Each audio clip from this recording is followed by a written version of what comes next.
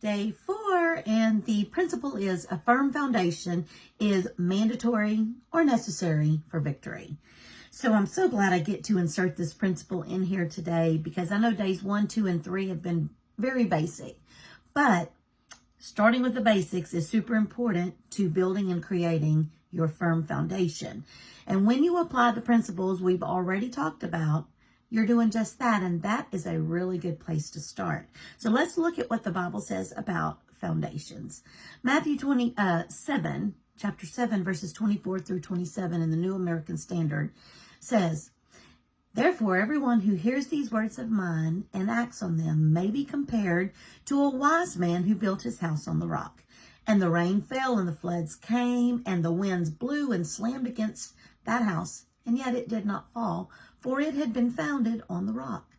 And everyone who hears these words of mine and does not act on them will be like a foolish man who built his house on the sand. And when the rain fell and the floods came and the winds blew and slammed against that house, the house fell." And it didn't just stop there, but he says its collapse was great. So this passage actually comes at the end of Jesus's well-known Sermon on the Mount. And I had a visual, picturing this as I was reading and studying this out. But as he taught there on the mountain, he gave them lots of instructions, how to live, what to do, what not to do. And then in closing his sermon, he defines two groups of people: those who hear his words and act on them, and those who hear his words but do not act on them.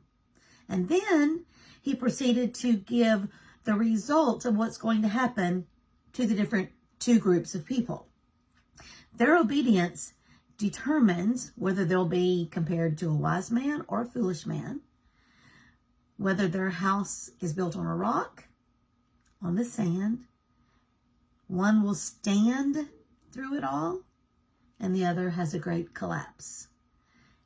If it was important enough for Jesus to spend the time to teach these principles in depth to those people way back then, 3 whole chapters worth, might have been a long sermon that day, then it is important enough for us to read the Bible and act on it.